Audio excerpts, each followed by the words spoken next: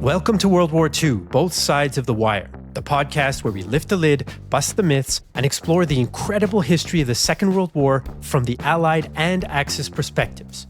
I'm Jesse Alexander, a public historian specializing in the history of the two world wars. And I am Matthias Strohn, German officer, professor of military studies, and author. In today's episode, we'll dig into a sometimes overlooked moment in the Second World War: Italy's expansion into the Balkans in 1939 and 1940. What might seem like a minor campaign to some at first glance was actually loaded with political significance and military consequences. Hi, Jesse. Another week, another podcast, as I keep saying. Here we are again. So this week, we're moving into the Balkans, into Southeast Europe, to see what was going on there. As I said in the opening sentence, an overlooked part of Europe, some overlooked military campaigns. So I think we need to shed some light onto this. And I guess, as we always do, we start by setting the context, talking about the context, setting the scene, and looking at the bigger strategic picture. So where do we want to take it from here? Well, Matthias, I think historically we've got to start with Italy. You know, what's going on there? What do they want leading up to the Second World War? Because that's kind of our guide to why they do the things that they do, why Mussolini makes these decisions to move into the Balkans suddenly in 1940. However, there's another piece of context that I almost forgot. And in our world, it's just as important as the historical context, I should say, which is that the reason why we're talking about this, the reason why we've chosen the Balkans as our topic for this episode, and who knows, maybe a second or even third one, depending on how things go, is because our podcast supporters voted for this topic. So if you listening or watching out there think, hey, I would really like them to talk about X, Y, or Z, well, you can vote in one of our user polls if you go to bothsidesofthewire.com and choose to become a supporter of the podcast. But more on that, of course, later towards the end of the episode. For now, we're going to dive into the, let's say, mid-1930s. I think that's a reasonable place to start. Mussolini and his fascist party have been in power for quite a long time at that stage, more than 10 years by the mid-1930s. And they have a lot of ideas about what Italy should be like and what it should be like as a power on the world stage, or at least on the European and Mediterranean stage. So he has these ideas, these grand ideas. He talks about restoring the Roman Empire, but he's probably not serious about restoring all of it. In reality, what he chooses to do is take the low-hanging fruit. Basically, wherever there's an opportunity to grab something, have a little bit of imperial expansion here or there that's not going to cost him too much, that's what he tries to do. So Italy has some colonies in North Africa already from the 19th and early 20th centuries. So they have Libya, for example. They have Eritrea. They have Italian Somaliland. So a few bits and pieces, let's say, in the Horn of Africa, and then Libya is the big prize in Northern Africa. However, Mussolini and many other Italians are disappointed with the outcome of the peace treaties at the end of the First World War because Italy had pushed for more territory in the Balkans along the Adriatic coast. So basically, let's say today's Croatian coast, more or less, a region called Dalmatia. Italy doesn't get most of what it's asking for in that region because it goes to the new state, what will become known as Yugoslavia. So, what's Mussolini's first big step here on this march to an Italy that's dominant in the Mediterranean? Unfortunately for the people living there, it's going to be what we call today Ethiopia, but at the time is known as Abyssinia. And so, in 1936-37, Italy conquers Abyssinia. Okay, it gets another possession for its empire, but it creates a lot of tensions. They're thrown out of the League of Nations, for example.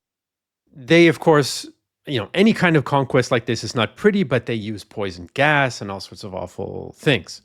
So this is kind of the road that Italy has put itself on in those years from the mid-30s to the outbreak of the First World War, when things get even more complicated. I should also mention, Italy is very influential, I would say, in the fascist world. It's more influential than Germany for quite a long time. And sort of one of the last gasps of this, and I mention this now because it may be a factor later on, is Austria. Because Austria in the 1930s becomes ruled by fascists. They're their own brand, let's say, of fascists called Austro-fascists. And there are big debates, how fascist are they compared to other variations of fascism? In any case, they look to Italy for support against the influence of Austrian Nazis, who look to Germany for support. So Italy kind of throws its weight into the Austrian equation against German influence. So there's also a little bit of competition. Austria is not exactly the Balkans. Let's call it the Upper Balkans. I live in Vienna, and I can say there's an old saying here that the Balkans begin at Rennweg, which is a street in Vienna. So we'll throw them in for context there. Anyway, that I hope paints a little better, or that I hope creates a bit of a foundation for what we're going to talk about in 1939 and 1940. Matthias will, of course, fill in whatever I have left out. Well, I think the first thing that's already become very, very clear from your opening statement is that this situation in the Balkans is just very, very confusing. I mean, it is confusing today. It was confusing just before the Second World War. It's confusing during the Second World War. So dear listeners, just bear with us, because it's really not easy to unpick all of these political tensions that we find then. And Jesse, I think you hit the nail on the head there when you're talking about the Balkans. What is the Balkans? Where does the Balkans start? You might say that's not really important, but I think in many ways it sums up this whole problem, the whole issue of shifting borders, of allegiances, of questions of nationality, and everything that comes with it. So when you look at a definition of the Balkans, well, the problem is there isn't one. You get 100 people talking about the Balkans, you get 200 different definitions. So when I just look at the notes that I've written down here, so well, most of the time, the term Balkans encompasses Albania, we're talking about this in a bit more, Bosnia-Herzegovina, Bulgaria, Croatia, at least parts of it, mainland Greece, Kosovo, Montenegro, North Macedonia, the northern Dobruja in Romania, Serbia up to the Danube River, and East Thrace in Turkey. So that's one of the definitions that you get. Quite often, as you said, it's the outskirts of Vienna. That's where it all starts, which is, by the way, interesting for me as a German. When I go to Vienna, you pick up immediately a very different feel and a very different view of the world, because people, and Jesse, you know that much better than I do, but people in Austria still look very much towards that part of the world, towards Southeast Europe, which Germans have never done. I think Germans have never understood the complexities of that part of the world. So that's just a little side story, maybe. Sometimes people even include Slovenia in the Balkans. I made that, what I would say now, mistake once. I was invited to a conference in Slovenia, and I was asked, how are you finding it here? And I said, foolishly, it's very nice here in the Balkans. And people just exploded. And they said, we are not a Balkan country. We've got nothing to do with all the Balkan states. We are fundamentally different. And then I was given the lecture as to why Slovenia is very different. So I think perception, self-view, all these things also play a role, because most of the time, at least in the Western world, I think the term Balkans and the adjective Balkans, Balkanesque, is not a very positive one. It points towards all these tensions that we had, the questions of nationalities, different religions, corruption, countries that don't really function and work. So you don't really, at least in the Western understanding, want to be called a Balkan country. And this is also one of the reasons why in modern day terminology, you might say this term has gone out of fashion a little bit. You don't really speak of the Balkans. officially at least. So, for example, EU enlargement into, you wouldn't say EU enlargement into the Balkans, you just call it into Southeast Europe. And this whole idea, the whole concept was actually coined in 1808, so quite late in the day, you might say, the idea of the Balkans by a German geographer, August Zäune. And he had some misperceptions about the importance of the Balkan Mountains. They said they're the most important, prominent feature in this part. They define everything. I mean, we could go into a geography lecture, but I think we don't really have to. It's just again to show that how confusing this whole setup really is. And then, if we park this thought now and go back to history rather than geography, Italy, of course, is the key player. You already explained everything that goes on in Italy in the 1930s. Mussolini is there. The idea of the Roman Empire, the Mare Nostrum, so our sea as the Mediterranean. And we mustn't forget that after the end of the First World War, even though Italy's on the winning side, they feel that they've basically kind of have been given the short end of the stick. They haven't been treated well by their allies. They haven't been given the territories that they thought they were entitled to. You already mentioned it. This is mainly Dalmatia, so modern-day Croatia, to keep it simple. Mainly with the port of, in those days, Fiume, which then becomes Rijeka in Croatia, which was very, very important. You actually have a chap, a very famous Italian writer, poet, Gabriele D'Annunzio, who goes there after the First World War, occupies Fiume and declares it a republic. He's then kicked out again after about 15 months. Again, you can see there's all sorts of interesting movements, interesting tensions that you find in this part of the world. Trieste is another very interesting example. Is it really Italian? Is it Austro-Hungarian? Is it something else? It is the common story of this part of the world. Where do your allegiances lie? Where do you go? I mean, I was in Trieste very, very shortly, went to a museum, absolutely fascinating. I'm going to talk about the First War for just 1 minute now. I know we shouldn't really be doing this, but to give you one example, so in 1914, of course, Trieste is still Austro-Hungarian, but even in those days, 43% of the population have Italian as their first language. So all the recruiting posters in 1915, when war breaks out between Austro-Hungary and Italy, are actually in Italian. So that again shows you something really quite strange. Austro-Hungary putting up Italian language posters to fight against Italy. Again, you just get the idea about the confusion and the tensions and issues that you find in this part of the world. And then, of course, as you already said, we've got the low-hanging fruits. You talked about Africa. The next low-hanging fruit, of course, is in, let's be simple here. Let's just call it all the Balkans. And that, of course, is Albania. It's not the most famous operation, you might say, in this particular period, but it sets Italy up for the next step. So shall we have a quick look at Albania, or have we forgotten something? What do you think? No, I think Albania makes sense. I just wanted to add, I thought it was interesting that you mentioned the connotations of the term Balkan sometimes. I mean, I've also heard some definitions of the Balkans that would include all of Romania and even Hungary.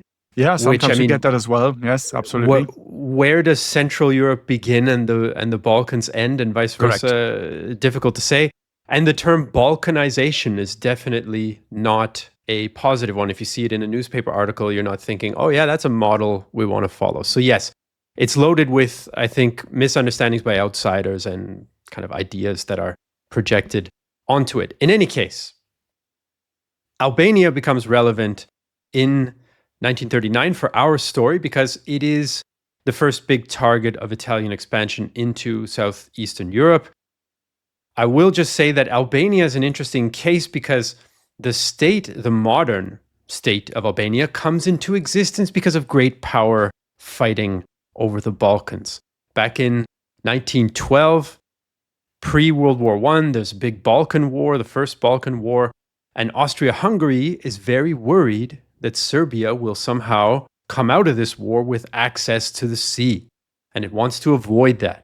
So Austria-Hungary, one of its conditions or one of its objectives for the peace settlements is to have an independent but quite weak Albanian state that's between Serbia and the sea. So that's how a modern Albanian state comes into existence, more or less. Of course, there are historic Albanian states, but Those are far earlier than what we're going to discuss today.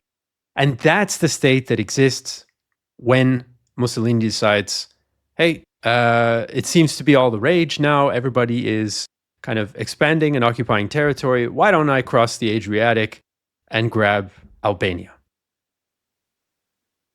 And of course, there had been a long-standing link between Italy and Albania at that particular stage. You talked about this whole idea about the Roman Empire. Of course, that's in the back of the Italian minds, you might say. Of course, the Albanians know about this. They know about the Italian view of the world. But to them, this is a bit less important, you might say. But Italy has been quite, what's the right word, clever, but also demanding and pushing for cooperation with Albania in the interwar period. So they already see this as their zone of influence. I wouldn't say their colony to begin with, but it's definitely within their zone of interest. And it's again when Mussolini comes to power in 1922, so he's looking towards Albania. Italy is beginning to, you might perhaps say, penetrate, infiltrate, influence Albanian economy. They sign a number of treaties, and Italy is able to exploit the natural resources that they've got there, so the mineral resources. You then have a number of treaties. They're called the Treaties of Tirana. So the first one is signed in 1926, then there's another one in 1927. And all of these are actually quite short treaties, but to sum them all up, basically what they mean is that you have an ever closer relationship between Italy and Albania. It all starts with economic cooperation, and then very quickly moves towards officially military cooperation. But you might actually say, because the Italians are beginning to put pressure on it, and because you have these two very different countries, that it's all leading towards an Italian, well, let's call it an Italian takeover, so to speak. So you have, for example, a defensive alliance, which says if one of these two countries is going to be attacked, the other country will step in and help. If you look at the size of these countries, you look at the strength of the armies, it's pretty obvious that Albania would not be able to come to the aid of Italy. The other way around, of course, this is how they sell it to the Albanians. If you get attacked, and we know there are all these tensions and these issues because it is this part of the world, so if you get attacked, we are going to come and help you. And wouldn't it be a great idea if we didn't wait to the very last moment, but if you opened the door and let our Italian army in already, and that is mainly at that stage, so in the late 1920s, that is mainly Italian officers who are then sent to Albania officially to train the Albanian army. So about a third of the officers in the late 1920s, early 1930s in Albania are actually Italian officers. They also install Italian military officers in government. So you can see it is through the back door, you might say, a bit of a takeover.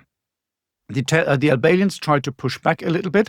So they've got a king who's called Zog, and he basically tries to not give in completely to Italian pressure. So, for example, in 1931, he says, no, I'm not going to renew the 1926 Treaty of Tirana because I can see where this is leading. You are basically taken over. He then signs trade agreements with other countries as well, in particular that's Yugoslavia and also Greece in 1934.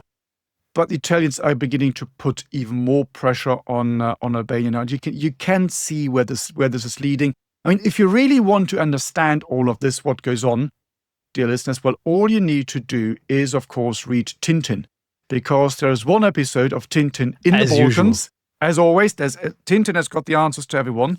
And King Ottokar's scepter is basically in Hergé, the creator of Tintin, apparently talked about this later and said, no, well, I'm basically using the situation in Albania to create the Tintin story around it. So King Ottokar's scepter is all you need to read to understand whatever happened in Albania.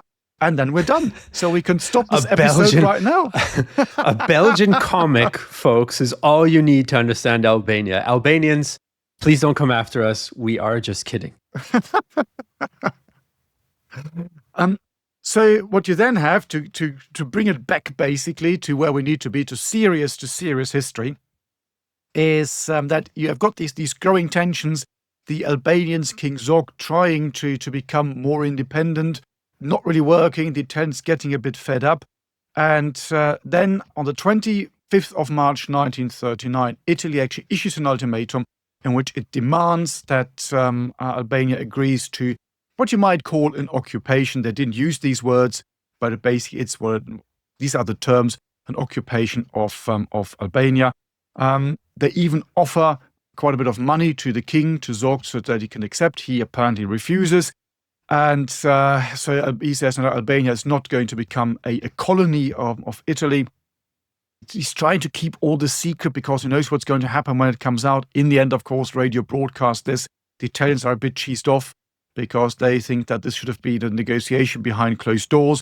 You pay off the king, he lets the Italian in, he turns in, everyone's happy from the Italian point of view. So that doesn't really happen. And that then in the end leads to the actual invasion of Albania by the Italians.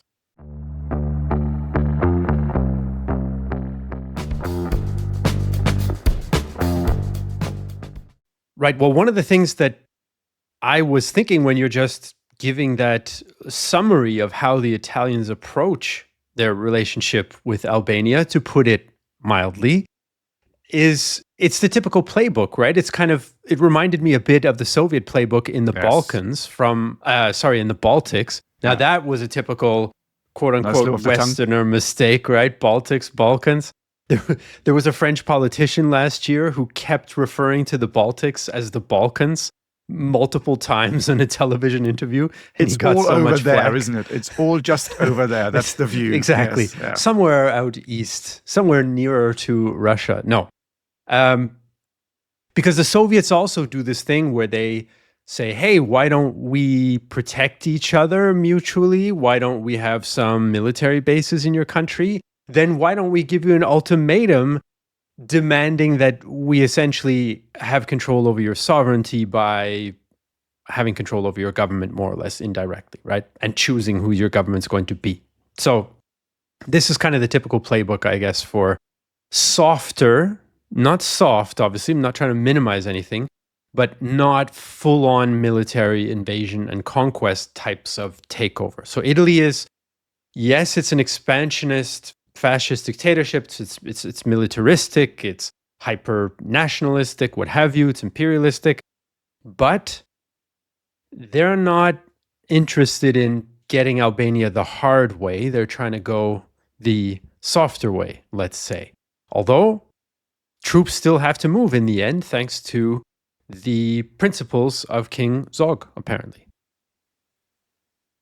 And when we look at what actually happens then, I mean, we can deal with this very, very quickly. I mean, that's a contradiction term, isn't it? Us doing anything quickly on this podcast, because we always get carried away and rabbit holes and dear listeners, you know all of this. But there we are.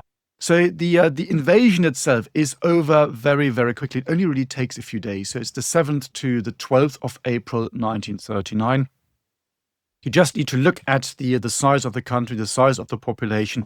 There can't really be any question about the outcome of this operation. So the Albanian army mobilizes. There are different numbers that are floating around, between 8,000 frontline troops and about 15,000 that they managed to mobilize.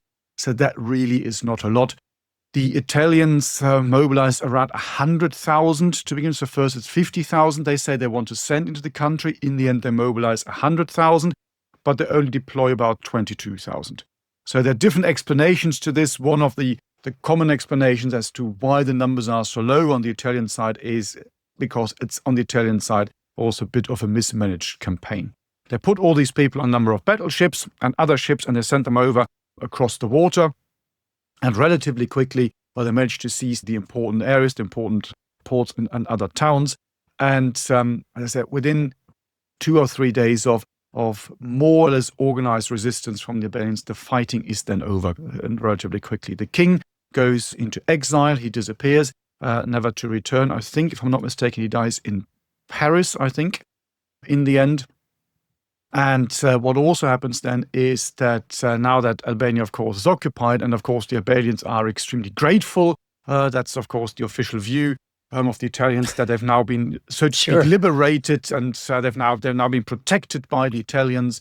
So as a consequence of that, they're now offering the crown of Albania to Italy. And that, of course, means that the occupation of Albania in international legal terms is slightly different from some other territories. So it's not like a colony, but you actually have a union of these two countries. That from a legal point of view is important. I think probably in reality to the people in Albania, it wouldn't have made any difference at all. But it also is important from the Italian understanding, because that means in some ways Albania is now part of Italy. So it's not part of Italian mainland, but because you have this union.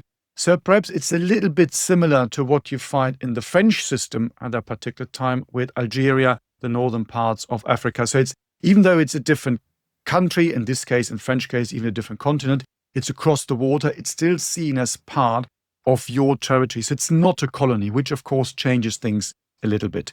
With that, Italy's now also gained a foothold in the Balkans, and they can now look at the next steps. What is it that Italy can do now in order to expand even further, to come closer to this dream of reestablishing the old Roman Empire?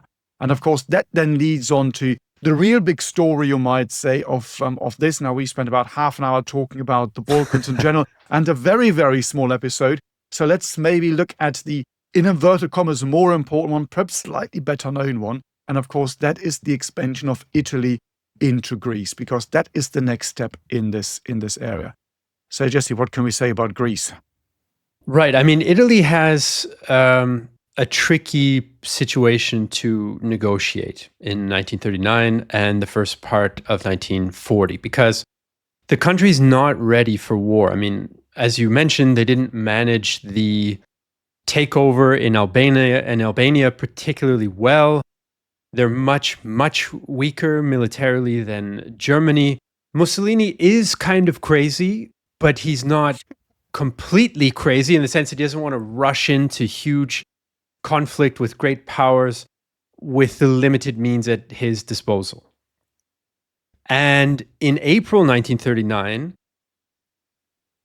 Britain gives security guarantees in April and May to different countries, right? So they famously give a security guarantee to Poland in case it's invaded by Germany, but they also give a security guarantee to Greece. They guarantee Greece's neutrality. And that just so happens to come at the same time that Italy takes over Albania. So you can see now that Italian ambitions are starting to bump up against British interests. And given the strength of the Royal Navy, and given Italy's position in the middle of the Mediterranean, which means any expanding it's going to do is going to have to be over the water, or nearly all of it in any case, Italy has to be slightly cautious, right? The Germans, however, Italy's ally, right, Rome-Berlin axis, not cautious in 1939 and 1940. So Italy does not join Germany in war against Britain and France at first when the war breaks out in September 1939. They don't even join when Germany invades France and Belgium in May of 1940. And this puts a little bit of a strain on the relationship between Italy and Germany. Because from the German point of view, what is the point of having the Italians if they're not going to join you in a war? Now, of course, if I wanted to be a little bit unfair, I would say what an internet commenter might say, what's the point of having the Italians anyway, given how much the Italian army supposedly struggled? But we'll leave that for the internet trolls, because it doesn't hold up to serious scrutiny entirely. In any case, this puts Italy in a bind. And so I think there's a reasonable argument that Mussolini's ego is affected here. And he gets what today might be called fear of missing out, right? When he sees these German victories, he sort of decides to accelerate his own dreams of expansion, which were partly just not going to be achievable anytime soon. But now the circumstances start to change. France is in the process of being defeated when Italy, in June 1940, joins the war against Britain and France. So now they're in. But they're still not that well prepared, and they make virtually no progress in France. It's a mountainous region, the border between the two. In any case, when the peace comes with France, the Germans essentially force the French to give the Italians a few little snippets of territory along the border, but Italy has not covered itself in glory. So Mussolini's looking around for a way to profit from the situation and a way to kind of reestablish some Italian prestige and a way to kind of maybe stick it to Hitler a little bit because, Germany's much stronger. Hitler's not a compromising guy. He's not an ally who's going to take time to consult with you and coordinate with you. He's going to either do his own thing or tell you what to do. And so Hitler does his own thing and starts this war. And, Mussolini is now in a position where I've got to do something because look at the opportunity. I'm just not quite as prepared as I would have liked to have been. That, I think, those are some of the elements that go into this decision in October 1940 to suddenly invade Greece. But Matthias, I'll let you catch us up on some of the other sides to that coin. And there's of course the issue of Italian-Greek relations and relationships anyway that even find before that period. And again, it goes all the way back to the Balkan Wars that you already mentioned, so 1912, because within that really interesting and also very important but completely overlooked and forgotten about war, you might say, Italy occupies a number of Greek islands in the Dodecanese. And they occupy this, they keep these. Of course, you've got Greek population, so you can see there's already tensions there all the way since before the First World War. You then have a very interesting relationship between Italy and Greece in the immediate after-war period. There are more tensions because, again, Italy feels that it should be given more territory. They then find out that Greece has been offered some territory by the powers at Versailles. So Italy withdraws from the Versailles Conference for a period of time. So you can see that's all very, very difficult. Mussolini comes to power and he then is trying to make amends. In 1926, there is an agreement signed between Greece and Italy, so to basically re-establish normal diplomatic relations and also have more trade. And so it's all looking like it's on the up. But then, of course, as you already explained, you then go into World War II, and of course the situation completely changes because of everything that you already mentioned. And the Italians now accuse the Greek of being too close to the British. And they're saying that, you're letting British warships into Greek waters. And that is not on. Apparently, even the British ambassador to Athens sends a message back to London and says, I'm not quite sure whether this is a good idea, letting all the British warships into Greek waters, because it's sending a very strong message to Italy. And I'm not quite sure if that's a good message that we're sending here.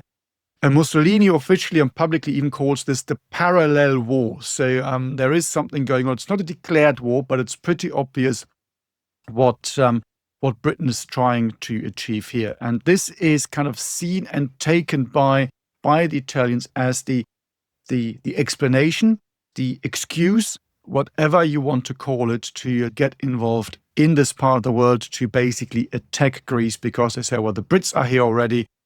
So you're just building up a strong force. In the end, you're going to attack us in our, in inverted commas, homeland, Albania. We talked about this, what that really means. So we are going to attack you first. And of course, as you've already said, absolutely right, well, the Germans are looking at this situation as well. Wherever you can hit, they're not really interested in Greece, you might say. That's not really their sphere of interest. But, well, the Brits are landing there, so you want to give the Brits a bit of a kicking because you're at war with Britain. And of course, the big thing, the big problem for the Germans, which will play a much bigger role later on when the Germans actually actively get engaged in this part of the world. That's for probably another episode, looking at the clock. But it's the security of this entire region. So first of all, it's important for both the Italians and also for the Germans, because you just want to have control of this area anyway. It's flank protection, in particular for the Germans, when you decide to go east. But what is also extremely important is the Romanian oil fields. So you don't want Britain, for example, to have air bases somewhere in Greece from which they could then launch attacks onto the Romanian oil fields. This, I would say, is not perhaps the driving factor for the Italians, but it is a factor that is being discussed between the Germans and the Italians as much as they talk at this stage. Because Hitler is quite outraged when he hears about the Italian invasion, because he hadn't really been informed about this. So they do have this meeting in late 1940, Hitler and Mussolini, where they talk about all sorts of things, but they don't really talk about their war plans. So Hitler doesn't tell Mussolini that he's planning on invasion of the Soviet Union. And Mussolini doesn't really go into detail about what his plans for the Balkans are. So Hitler is quite astonished when he realizes that the Italians in the end are marching into Greece. And he said, well, my God, what a folly. He actually sends a letter down to Mussolini and says, well, I would have hoped we've done this all a bit differently. But now we need to sort this out, because as we will discuss in a minute, the whole operation does not go particularly well for the Italians. But there's a bit of the context around explaining why they suddenly decide to go into Greece. It's also all part of this great plan that Mussolini develops in the 1920s. And this is a Balkans led by fascist Italy. And in his idea, you would have more or less, well, at least the European part of Turkey. How he's going to get that, he's not quite clear.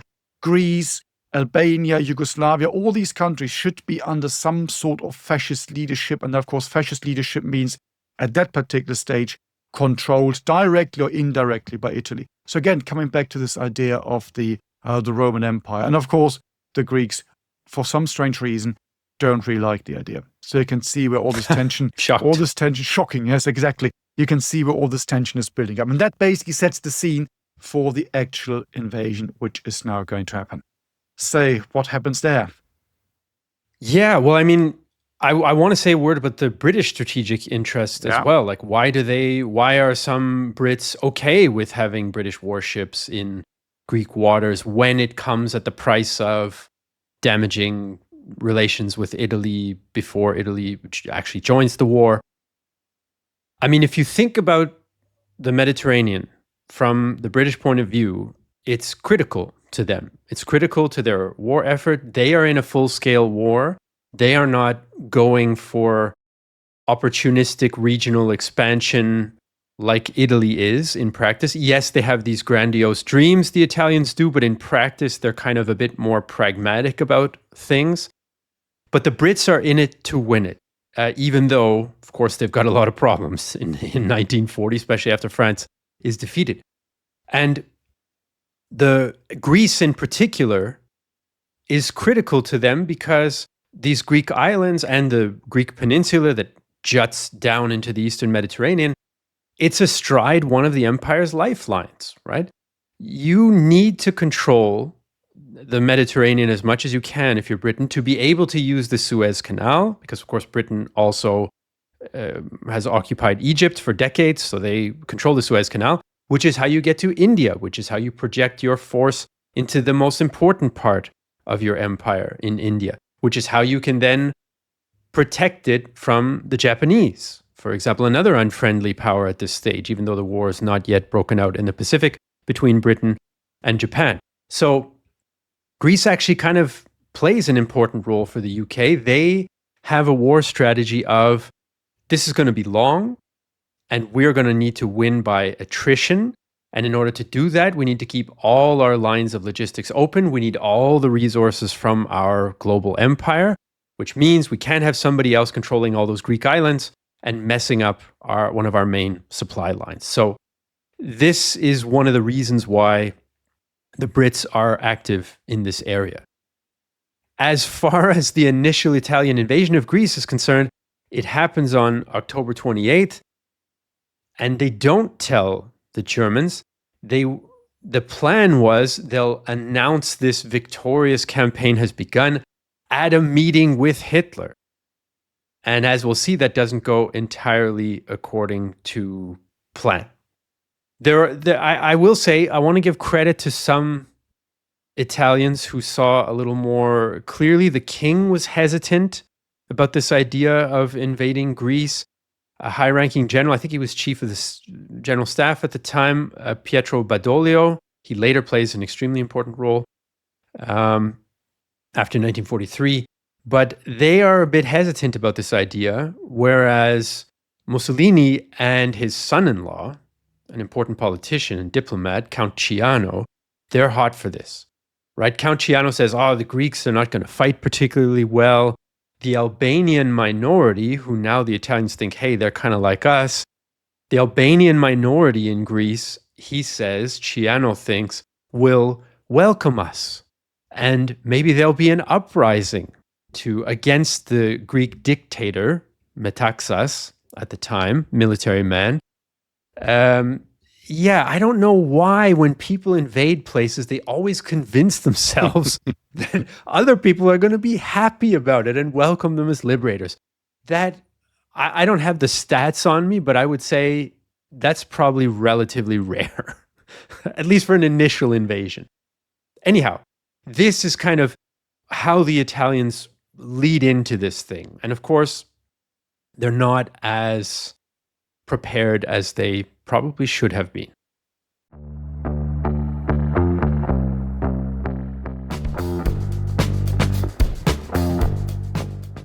And that is the big problem on the Italian side. You can see it also being played out when you look at the operational plan, the campaign plan that they have, because even by the stage they start the invasion in October, as you've already said, there are still some opposing views, some opposing ideas. So are you going to occupy all of Greece? Are you just going to occupy parts of Greece?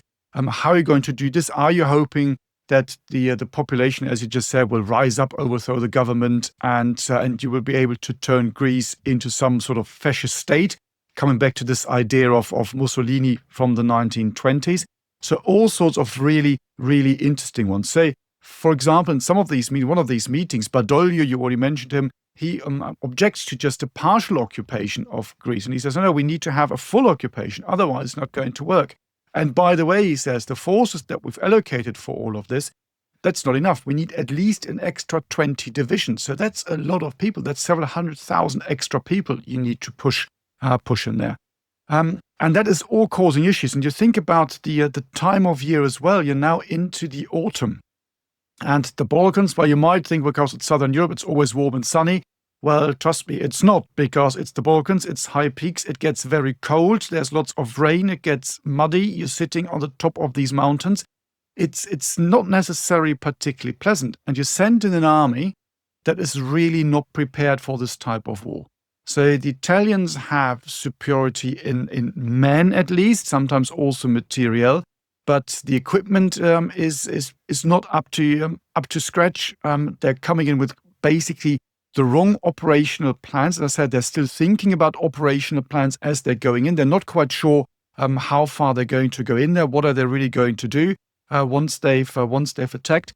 And they completely underestimate the Greek forces that are defending their home territory. And of course, what the Greeks can also do in this particular incident, at the early stages of this war in Greece, is, of course, move all the troops, pretty much all the troops that they have, from the country all the way to the western border to, first of all, defend and then counterattack. We'll come to that in a minute. Because in the northern part, which is also threatened by a potential enemy, they have built a very strong defensive line, the Metaxa line. So that area is secure, and that means you can release troops, remove troops from other parts of the country and move them over there. Which means that when the Italians attack to begin with, in October, they do have superiority in man and material. As a rule of thumb, you always say an attacker should have a 3-to-1 superiority. It's very rule of thumb and very broad brush. And that's not even achieved here, because you look at the troops involved, you're looking at, in the early stages in October, 6 Italian divisions, roughly speaking, 80, 87, 90,000 men, very roughly speaking. They are fighting against about 4 divisions with, roughly speaking, 50,000 Greek troops. And they're on the defensive, so that makes it easier, particularly in this terrain. And that already gives you an idea as to why this offensive is so very, very slow. So the Italians are, in many ways, repeating the mistakes they made when they went into Albania. That was a different enemy, much, much smaller, as we already said. But even there, they had thought of, first of all, bringing in 50,000 men, as we said. They then get 100,000 men ready, but of these, they only managed to push 22,000 into the country. So at a different scale here, but it's the same problem again. So the Italians completely underestimating the situation and also the enemy. So when they then launched this attack into Greece, they only actually seized a few kilometers of Greek territory before the Greeks then stopped them.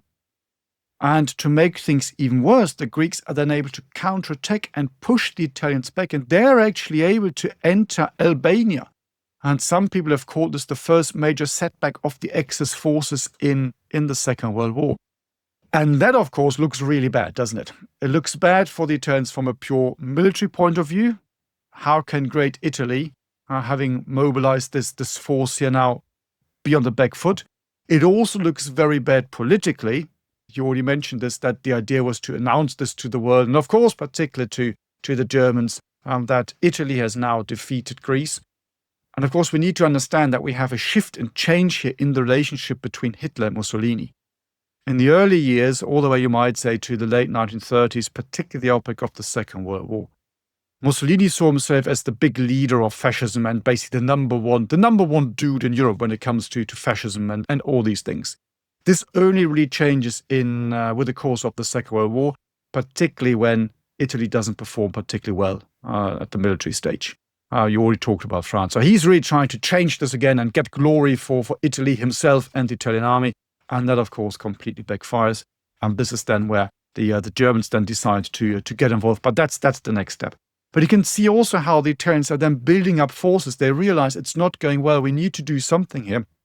And they're constantly increasing their force now. So from these 6 divisions that they think are sufficient when they launch the attack, to about 10 divisions in November. You then go to, roughly speaking, 25 divisions in January. And then in April of that year, suddenly you've got 29 divisions. But they're still not able to really take the fight into Greece and occupy Greece as they thought. They're still fighting, you might say, more of a defensive war against a numerically very, very inferior Greek army that is fighting very, very well, very heroically in the context and within the circumstances that they have to fight and live with. So quite an impressive, you might say, military campaign on the Greek side. It works only as long as there's only one enemy. Should there be another enemy, should the strategic situation change in any shape or form, Greece is going to be on the back foot. And of course, this is exactly what's going to happen later. But that, again, is the next step of the Balkan operations. So what have I forgotten here, Jesse? Where do we need to shine some more light on things and matters? Well, actually, you've teed up the point I wanted to make perfectly, because one of the errors, let's say, on the Italian side has to do with another enemy for Greece, namely Bulgaria. Bulgaria fought on the Central Powers side in the First World War. They had fought against Greece in the Second Balkan War and lost territory to Greece in Thrace. So some in Italy were thinking, well, we should get Bulgaria to join us, but they weren't able to convince the Bulgarians, who do join the Axis, but are not 100% keen on getting into wars. So they do not invade Greece alongside the Italians in 1940. So you kind of have these, it's almost like you're expecting a best case scenario, as in for your plan to have any hope, you need a best case scenario where there's like an Albanian ethnic uprising, Bulgaria chooses to join you, but the resources that you actually control are not enough to get the job done. So you're dependent on these other maybe variables which don't work out. Not to mention that the Italians are limited in the force they can project on the border. Well, first of all, by terrain, as you mentioned, it's very mountainous, so that favors the defender every time. But also because Albanian infrastructure is not good. There are not enough ports to handle the numbers of troops and the amount of equipment that would be necessary to really defeat Greece. They also don't use the intelligence that they have very well. The Italians don't, because according to what I read in any case, they expected to face something along the lines of maybe 30,000 Greek troops, even though they had intel saying the Greek army is in a position to call up to 300,000 reserves.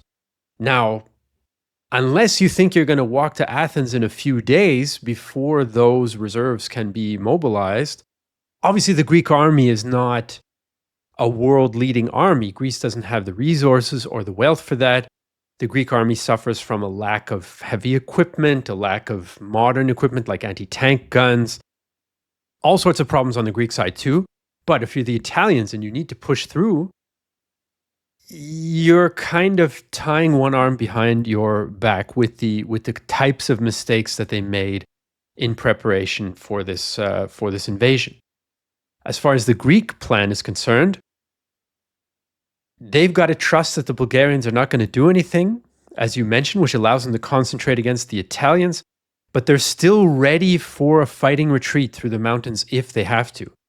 In the end, though, it doesn't even come to that at first, which is unbelievable. The Italians try to drive in 3 areas along the coast, down a major river valley. I cannot pronounce almost any Greek words that I've ever come across, so apologies, but this valley is the valley of the Kalamas River. And then they need to try to take these major mountain peaks that are, in some cases, above 2,000 meters. So, I mean, this is going to be tough. And it's raining. As you mentioned, rain is a big thing in this part of the world, even though it's very sunny and hot and dry in the summer. In the winter, it rains. So the Italians face all sorts of problems. Their armor is not particularly good. Greek artillery is able to inflict losses on Italian armor every time it has to cross an open or exposed position. On the other hand, the Italians do have air superiority, but when it's raining all the time, your air superiority is not worth as much as it would otherwise be. So, I don't know, that was kind of just a litany, just a long list of problems for the Italians. And yes, the Greeks have problems, but they're not trying to advance and conquer somebody else. They can cover up some of their problems by, taking advantage of the weather, taking advantage of the terrain, and essentially benefiting from Italy's mistakes. Now, you can't do that if your men are not willing to fight. The Greeks fight extremely doggedly, as you mentioned. I don't want to, take that away from them. And this failure angers Mussolini, right? So in late 1940, the Italian Air Force has already bombed different parts of Greece behind the lines. They bomb Athens. But Mussolini decides, okay, well, this is not going well. We got to bomb every Greek town of more than a certain size. I think it was something like 10,000 inhabitants or whatever. We got to bomb them all. So pure terror bombing. Let's see if that can get us to force them to surrender. Maybe he's thinking about the Rotterdam model, even though that didn't exactly work as Hitler had planned for terror bombing. But in the end, what it does is doesn't achieve much militarily, and it takes away some of the air power that could have been used, at least on the less rainy days, to support the ground troops. So you have, missteps at every step along the way from the Italian point of view in the early point of this campaign. And I'll stop now, but I find it's a very interesting campaign. It should get a little more attention than it has, at least from me in my experience. Absolutely right. Isn't it interesting, as you said, we never really studied this particular campaign. The whole Balkan story, the whole campaign, the Balkan, and at that time, so 1940, 1941, doesn't really get the recognition, the interest that it deserves. So that's why I think this podcast is very, very important. And of course, we can now bring this forward as well, because we're now linking already to the next episode, I guess, dear listeners, because I think we're not going to be talking about everything else in this particular episode. But this now means, of course, that Germans are getting involved, because Hitler's looking at this. Campaign is not going well for Italy. So the Italian allies, well, you might say, need bailing out. Do they really? You might say, I don't really care about what's going on here, because I, as Hitler, have set my eyes now firmly on the Soviet Union. We'll talk about this in more detail in the next episode. But one of the reasons, of course, also why the Germans are now thinking that they need to get involved here is a growing influence of the British. So you now have British contingents, and you've got a particularly an Air Force contingent supporting the Greeks. So there's all sorts of stuff happening, and you can see by the standards of late 1940, early 1941, this is actually a very, very important place because this is where real fighting is still happening. Most of the other parts, fighting at that particular stage at least, is over. And there's a bit of a, what's the right word, a lull, you might say, in the fighting over Europe. But there is still fighting. Even though the front has now stabilized, so that's basically by February 1941. So the Italians pushing in and pumping in more troops into Albania.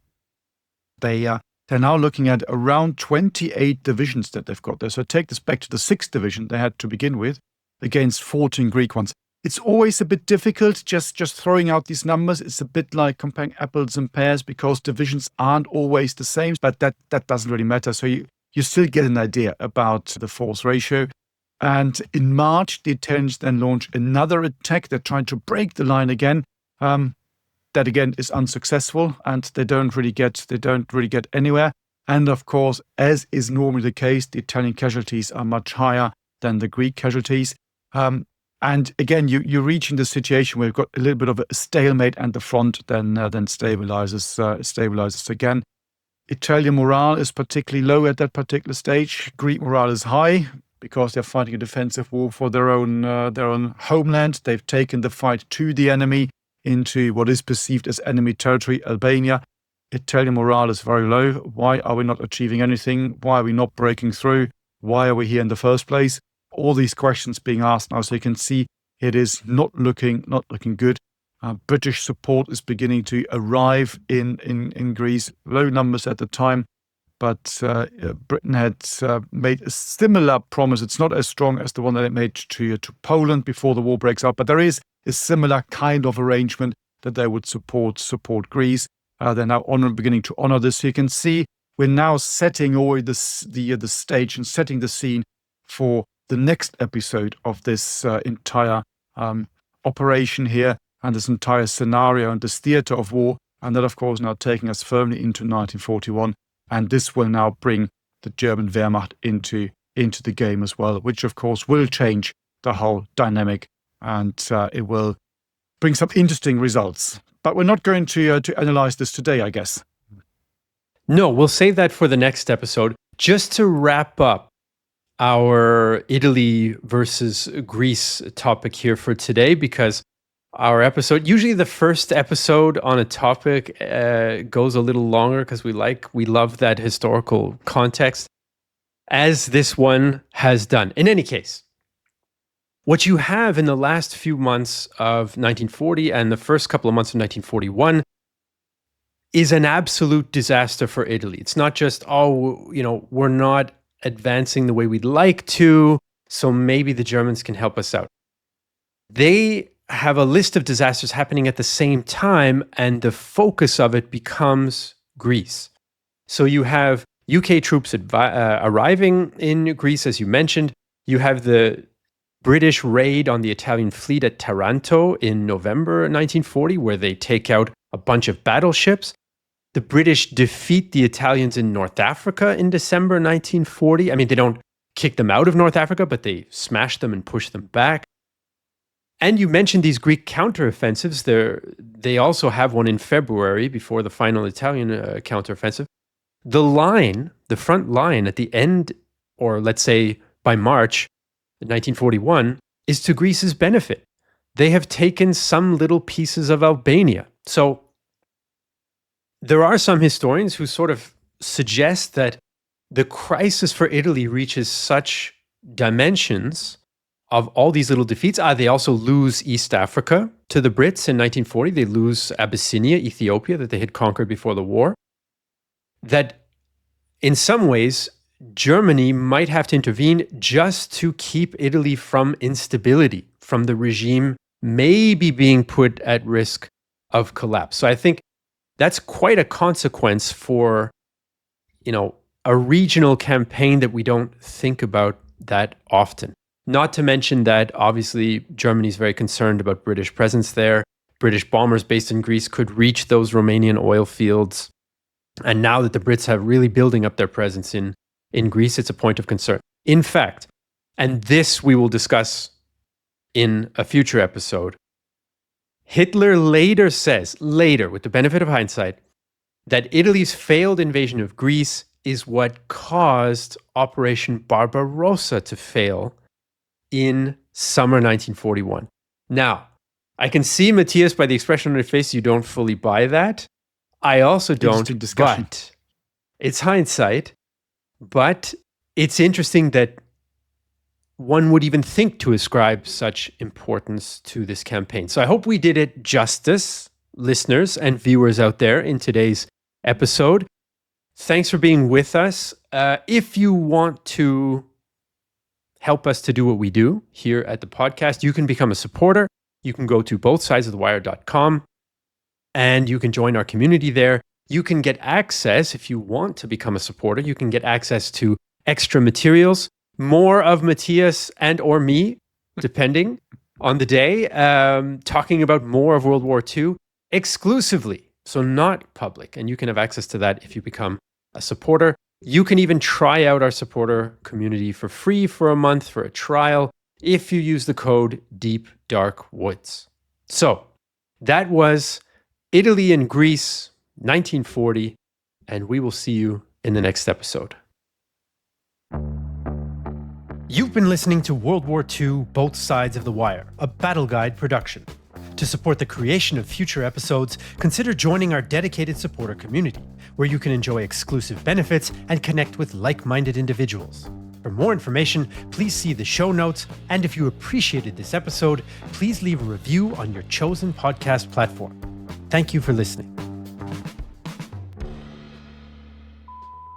What might seem like a minor campaign. Shall I do that again? I'll do the whole thing again. My God, we're not doing well. Okay. We're starting like the Italian invasion of Greece in October 1940. It is a little bit like that, isn't it? Oh my God. There we go. But what happens there, Jesse? What goes on? Well, I didn't think we were going to talk about Albania today, so I didn't prepare at all. So Linus go cut. Yeah. No one will know that I didn't think we were going to talk about Albania in detail.